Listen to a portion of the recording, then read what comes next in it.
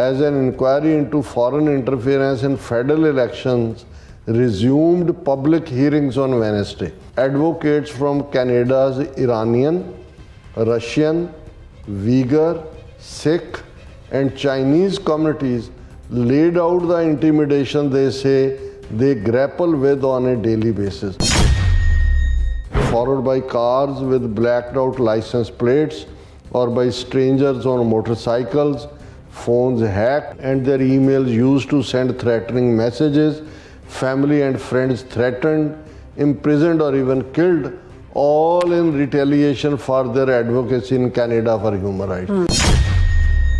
हर तीसरा चौथा सिख बिजनेसमैन ਜਿਹੜਾ ਉਸ ਦੇ ਉੱਤੋਂ ਕੋਲੋਂ ਫਰੋਤੀਆਂ ਮੰਗੀਆਂ ਜਾਂਦੀਆਂ ਨੇ, ਘਰਾਂ 'ਚ ਆ ਕੇ ਇਵੇਂ ਵੜ ਜਾਂਦੇ ਨੇ। ਅੱਗੇ ਤਾਂ ਹੁੰਦਾ ਸੀ ਜੀ ਮੁਖੌਟਾ ਪਾ, ਹੁਣ ਘਰ ਆ ਕੇ ਕਹਿੰਦੇ ਜੀ ਸਾਨੂੰ ਪਤਾ ਤੁਹਾਡਾ ਇੰਨਾ ਕਾਰੋਬਾਰ ਹੈ, ਸਾਨੂੰ ਪੈਸੇ, ਭਾਵੇਂ ਉਹ ਆਪਣੇ ਹੀ ਮੁੰਡੇ ਇਸਤੇਮਾਲ ਕਰ ਰਹੇ ਨੇ ਗੈਂਗਸਟਰਸ ਨੂੰ। ਸੋ ਇਹ ਕਾਮਨ ਹੋ ਗਿਆ, ਉਹਨਾਂ ਨੂੰ ਲੱਗਾ ਕਿ ਵੀ ਇੱਥੇ ਇਹਨਾਂ ਦਾ ਜੀਣਾ ਹਰਾਮ ਕਰੋ। ਉਹਨਾਂ ਨੂੰ ਕਿਹਾ ਜੀ ਅਸੀਂ ਤਾਂ ਬਾਕੀਆਂ ਦਾ ਤਾਂ ਇੰਟਰਫੇਅਰੈਂਸ ਦਾ ਲੈਵਲ ਕੀ ਹੈ, ਸਾਡਾ ਤਾਂ ਬੰਦਾ ਮਾਰਤਾ, ਤੁਹਾਡਾ ਆਪਣਾ ਪ੍ਰਾਈਮ ਮਿਨਿਸਟਰ ਕਿਹਾ, ਇਸ ਤੋਂ ਵੱਧ ਕੇ ਕੀ ਇੰਟਰਫੇਅਰੈਂਸ ਹੋ ਸਕਦੀ ਹੈ।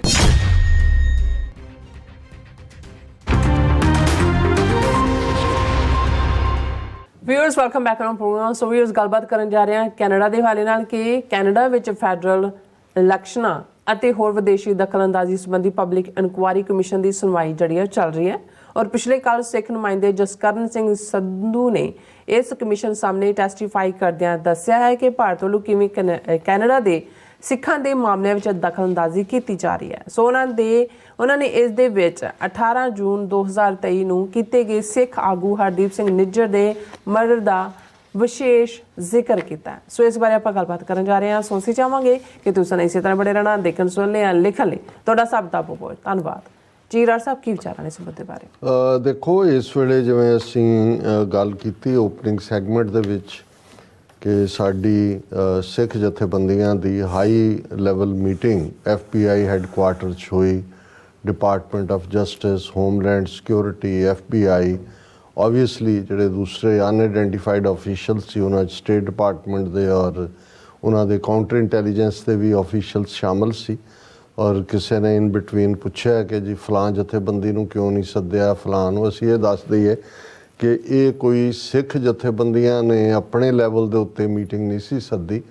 ਇਹ ਹੋ ਸਕਦਾ ਉਹਨਾਂ ਨੇ ਬਾਕੀ ਜਥੇਬੰਦੀਆਂ ਨਾਲ ਵੀ ਜਿਹੜੀਆਂ ਨਹੀਂ ਇਹਦਾ ਹਿੱਸਾ ਨੇ ਉਹਨਾਂ ਨਾਲ ਆਪਣੇ ਲੈਵਲ ਦੇ ਉੱਤੇ ਉਹਨਾਂ ਨੇ ਕੋਈ ਮੀਟਿੰਗ ਅੱਡ ਰੱਖੀ ਹੋਏ, ਕਿਉਂਕਿ ਜਿਹੜੀਆਂ 7-8 ਜਥੇਬੰਦੀਆਂ ਇਹ ਉਹੀ ਨੇ ਜਿਹੜੀਆਂ ਨਵੰਬਰ ਦੇ ਵਿੱਚ ਜਿਹੜੀ FBI ਦੇ ਹੈੱਡਕੁਆਰਟਰ ਤੋਂ ਡਿਪਾਰਟਮੈਂਟ ਆਫ ਜਸਟਿਸ ਨੇ ਇਨੀਸ਼ੀਏਟ ਕੀਤੀ ਸੀ ਮੀਟਿੰਗ, ਉਸ ਦਾ ਹਿੱਸਾ ਸਨ। ਸੋ ਇਹ ਅਸੀਂ ਕਲੀਅਰ ਕਰ ਦਈਏ ਕਿ ਇਹਦਾ ਮਤਲਬ ਇਹ ਨਹੀਂ ਹੈ ਕਿ ਦੂਸਰਾ ਇਹਦਾ ਕੋਈ ਹਿੱਸਾ ਨਹੀਂ ਹੈ। ਇਹਨਾਂ ਨੇ ਆਪਣੇ ਲੈਵਲ 'ਤੇ ਹਰ ਲੈਵਲ 'ਤੇ ਸਿੱਖ ਕੌਮ ਦੇ ਜਿਹੜੇ ਆ ਅੱਡ ਹਲਕੇ ਉਹਨਾਂ ਨਾਲ ਆਪਣਾ ਰਾਬਤਾ ਬਣਾਇਆ ਹੋਇਆ। ਔਰ ਈਵਨ ਇਸ ਮੀਟਿੰਗ ਦੇ ਵਿੱਚ ਵੀ ਇੱਕ ਜਦੋਂ ਮੇਰੀ ਪ੍ਰੈਜੈਂਟੇਸ਼ਨ ਦਾ ਜਿਹੜਾ ਆਇਆ ਮੈਨੂੰ ਵਕਤ ਦਿੱਤਾ ਉਹਨਾਂ ਨੇ, ਅਤੇ ਉਹਦੇ 'ਚ ਮੈਂ ਇਹ ਗੱਲ ਕਹੀ ਸੀ ਕਿ ਵੀ ਤੁਸੀਂ ਟਰਾਂਸਨੈਸ਼ਨਲ ਰਿਪਰੈਸ਼ਨ 'ਤੇ ਜਿਹੜਾ ਨਿਖਿਲ ਗੁਪਤੇ ਦੀ ਐਕਸਟ੍ਰੈਡੀਸ਼ਨ ਹੈ ਜਾਂ ਇੰਡੀਆ ਦੇ ਉੱਤੇ ਦਬਾਅ ਜਾਂ ਉਹਨੂੰ ਇੱਥੇ ਲਿਆ ਕੇ ਟਰਾਇਲ ਕੀਤਾ ਜਾਏ ਜਾਂ ਇੱਥੇ ਤੁਸੀਂ ਸੇਫਟੀ ਕਵਰ ਥਰੋ ਕਰ ਰਹੇ ਹੋ।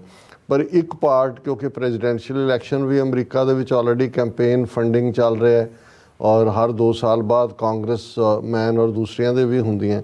ਸੋ ਅਸੀਂ ਕਿਹਾ ਵੀ ਇਹ ਕੈਨੇਡਾ ਨੇ ਪੂਰੀ ਇਨਵੈਸਟੀਗੇਸ਼ਨ ਇੰਡੀਆ ਦੇ ਖਿਲਾਫ ਵੀ ਸ਼ੁਰੂ ਕਰ ਦਿੱਤੀ ਹੈ, ਜਿਹੜਾ ਹਾਲਾਂਕਿ ਪਬਲਿਕ ਇਨਕੁਆਇਰੀ ਪਹਿਲਾਂ ਚਾਈਨਾ ਜਾਂ ਈਰਾਨ ਜਾਂ ਰਸ਼ੀਆ ਉਹਨਾਂ ਦੀ ਕੀ ਇੰਟਰਫੀਅਰੈਂਸ ਹੈ ਕੈਨੇਡਾ ਦੇ ਪੋਲੀਟੀਕਲ ਸਿਸਟਮ 'ਚ ਜਾਂ ਉਹਨਾਂ ਦੇ ਉੱਥੋਂ ਦੇ ਓਰੀਜਨ ਦੇ ਲੋਕਾਂ ਦੇ ਮਾਮਲਿਆਂ 'ਚ ਦਖਲਅੰਦਾਜ਼ੀ 'ਚ, ਕਿ ਉਹਨਾਂ ਨੂੰ ਦਾ ਇਹੀ ਵਰਡਿਕਟ ਸੀ।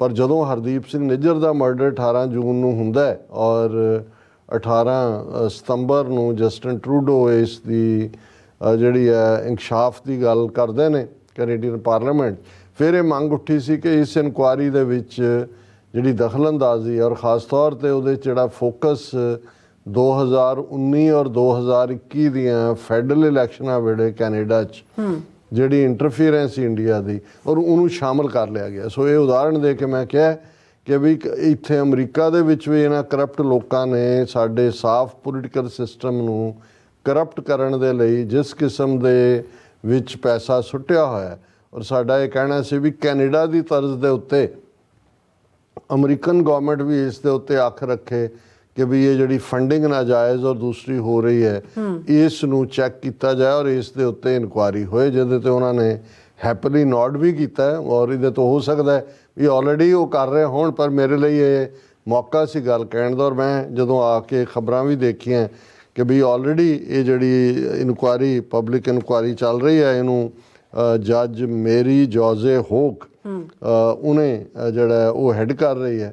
ਔਰ ਇਸ ਦੀ ਜਿਹੜੀ ਹੈ ਬੁੱਧਵਾਰ ਜਦੋਂ ਸਾਡੇ ਉਧਰ ਮੀਟਿੰਗ ਚੱਲ ਰਹੀ ਸੀ FBI ਨਾਲ, as an inquiry into foreign interference in federal elections resumed public hearings on Wednesday. ਬੁੱਧਵਾਰ ਬੀਤੇ ਕੱਲ੍ਹ ਹੀ ਜਿਹੜੀ ਹੈ ਪਬਲਿਕ ਹੀਅਰਿੰਗ ਦੁਬਾਰਾ ਸ਼ੁਰੂ ਹੋਈ। Advocates from Canada's Iranian, Russian, Uyghur, Sikh and Chinese communities laid out the intimidation they say they grapple with on a daily basis। ਹੁਣ ਇਹ ਜਿਹੜੀਆਂ 5-6 ਕਮਿਊਨਿਟੀਜ਼ ਨੇ ਇਹਨਾਂ ਦੇ ਨੁਮਾਇੰਦਿਆਂ ਨੂੰ ਉਹਨਾਂ ਨੇ ਮੌਕਾ ਦਿੱਤਾ ਹੋਇਆ, ਔਰ ਜਿਵੇਂ ਅਸੀਂ ਕਿਹਾ ਸੀ ਵੀ ਸਿੱਖ ਜਥੇਬੰਦੀਆਂ ਜਿਨ੍ਹਾਂ ਦੇ ਵਿੱਚ world Sikh organization, British Columbia Gurdwara council ਤੇ ontario ਗੁਰਦੁਆਰਾ ਕਮੇਟੀ, ਉਹਨਾਂ ਨੇ ਜਿਹੜੀ ਹੈ ਸਟੈਂਡਿੰਗ ਦਿੱਤੀ ਹੈ ਇਨਕੁਆਇਰੀ ਦੇ ਵਿੱਚ। ਸੋ ਇਸ ਮੌਕੇ ਦੇ ਉੱਤੇ ਜਿਹੜੀ ਕੱਲ੍ਹ ਹੀ ਪਬਲਿਕ ਇਨਕੁਆਇਰੀ ਔਨਗੋਇੰਗ ਹੈ ਉਹਦੀ ਕੰਟੀਨਿਊਟੀ ਹੋਈ। ਉਹਦੇ 'ਚ ਉਹਨਾਂ ਨੇ ਅੱਡ-ਅੱਡ ਨੁਮਾਇੰਦਿਆਂ ਨੂੰ ਜਿਹੜਾ ਨੇ ਕਿਹਾ ਵੀ ਕਿਵੇਂ ਸਾਨੂੰ ਇੱਥੇ ਇੰਟੀਮੀਡੇਟ ਕੀਤਾ ਜਾਂਦਾ ਹੈ, ਪਿੱਛੇ ਸਾਡੇ ਰਿਸ਼ਤੇਦਾਰਾਂ ਨਾਲ ਕੀ ਹੁੰਦਾ ਹੈ, ਇੱਥੇ ਕਿਵੇਂ ਚੱਲ ਰਿਹਾ। ਔਰ ਉਹਨਾਂ ਨੇ ਕਿਹਾ followed by cars with blacked out licence plates ਔਰ by strangers on motorcycles, phones hacked and their emails used to send threatening messages, family and friends threatened, imprisoned or even killed, all in retaliation for their advocacy in Canada for human rights। ਇਹ ਤੁਸੀਂ ਸਾਰਾ pattern ਦੇਖੋਗੇ ਇਹੀ ਸਿੱਖਾਂ ਨਾਲ ਹੋ ਰਿਹਾ। ਅੱਜ ਹਾਲ ਇਹ ਹੈ ਈਵਨ ਬਰੈਂਪਟਨ ਵਰਗੇ ਸ਼ਹਿਰ 'ਚ ਵੀ ਕਿ ਹਰ ਤੀਸਰਾ ਚੌਥਾ ਸਿੱਖ ਬਿਜ਼ਨਸਮੈਨ ਜਿਹੜਾ ਹੈ ਉਸ ਦੇ ਉੱਤੋਂ ਕੋਲੋਂ ਫਰੋਤੀਆਂ ਮੰਗੀਆਂ ਜਾਂਦੀਆਂ ਨੇ, ਘਰਾਂ 'ਚ ਆ ਕੇ ਇਵੇਂ ਵੜ ਜਾਂਦੇ ਨੇ। ਅੱਗੇ ਤਾਂ ਹੁੰਦਾ ਸੀ ਜੀ ਮੁਖੌਟਾ ਪਾ, ਹੁਣ ਘਰ ਆ ਕੇ ਕਹਿੰਦੇ ਜੀ ਸਾਨੂੰ ਪਤਾ ਹੈ ਤੁਹਾਡਾ ਇੰਨਾ ਕਾਰੋਬਾਰ ਹੈ, ਸਾਨੂੰ ਪੈਸੇ, ਭਾਵੇਂ ਉਹ ਆਪਣੇ ਹੀ ਮੁੰਡੇ ਇਸਤੇਮਾਲ ਕਰ ਰਹੇ ਨੇ ਗੈਂਗਸਟਰਸ ਨੂੰ। ਸੋ ਇਹ ਕਾਮਨ ਹੋ ਗਿਆ, ਉਹਨਾਂ ਨੂੰ ਲੱਗਾ ਕਿ ਵੀ ਇੱਥੇ ਇਹਨਾਂ ਦਾ ਜੀਣਾ ਹਰਾਮ ਕਰੋ। ਔਰ ਇਸ ਦੇ ਉੱਤੇ ਕਿਉਂਕਿ ਇਨਕੁਆਇਰੀ ਚੱਲ ਰਹੀ ਹੈ ਔਰ ਇਸ ਬੁੱਧਵਾਰ ਵਾਲੇ 'ਚ ਫਿਰ ਬਾਕੀਆਂ ਦਾ ਹੈ ਵੀ ਵੀਗਰ ਮੁਸਲਮਾਨਾਂ ਦੇ ਬਿਹਾਫ 'ਤੇ ਕਿਹਨੇ ਕੀ ਕਿਹਾ, ਫੈਲੂਨ ਡੈਫਾ ਐਸੋਸੀਏਸ਼ਨ ਜਿਹੜਾ ਉਹਨਾਂ ਦੇ ਬਿਹਾਫ 'ਤੇ ਕੀ ਕਿਹਾ, ਔਰ ਜਸਕਰਨ ਸਿੰਘ ਸੰਧੂ ਨੇ ਵੀ ਟੈਸਟੀਫਾਈ ਕੀਤਾ ਇਸ ਪਬਲਿਕ ਇਨਕੁਆਇਰੀ ਵੇਲੇ।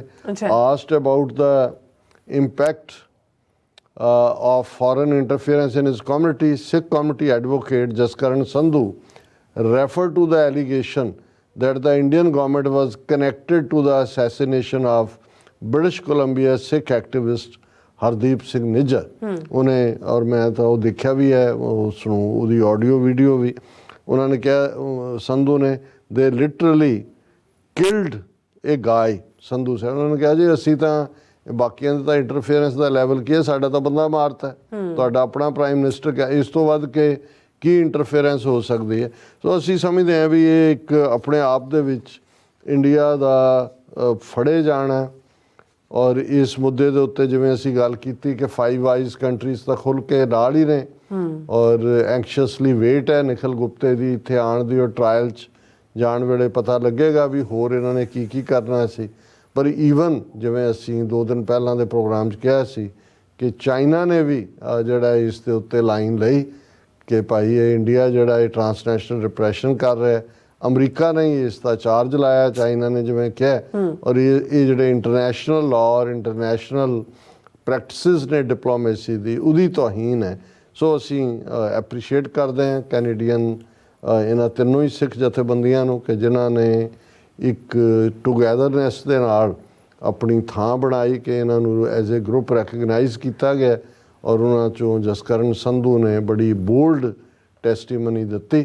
ਔਰ ਅਲਟੀਮੇਟਲੀ ਇਹ ਜਿਹੜੀ ਹੈ ਇਨਕੁਆਇਰੀ ਅੱਗੇ ਚੱਲੇਗੀ, ਉਹਦੀ ਰਿਪੋਰਟ ਤਾਂ ਕੀ ਹੋਏਗੀ ਉਹ ਜ਼ਾਹਰ ਹੀ ਹੈ ਕਿ ਵੀ ਜਦੋਂ ਇਨਕੁਆਇਰੀ ਇਸ ਲੈਵਲ ਦੀ ਖੁੱਲ੍ਹਦੀ ਹੈ, ਉਹ ਖੁੱਲ੍ਹਦੀ ਉਦੋਂ ਹੈ ਜਦੋਂ ਕਿ ਕ੍ਰੈਡੀਬਲ ਸਬੂਤ ਹੁੰਦੇ ਨੇ ਕਿ ਭਾਈ ਕਿਵੇਂ ਇੰਟਰਫੇਰੈਂਸ ਹੋ ਰਹੀ ਹੈ। ਜੀ ਡਾਕਟਰ ਸਾਹਿਬ ਤੁਹਾਡਾ ਬਹੁਤ ਬਹੁਤ ਧੰਨਵਾਦ। ਸਰ ਥਲੇ ਬ੍ਰੇਕ ਵਿਊਅਰਸ ਤੁਸੀਂ ਕਿਤੇ ਨਹੀਂ ਜਾਣਾ, ਮਿਲਦੇ ਆਫਟਰ ਦਿਸ ਸ਼ਾਰਟ ਬ੍ਰੇਕ।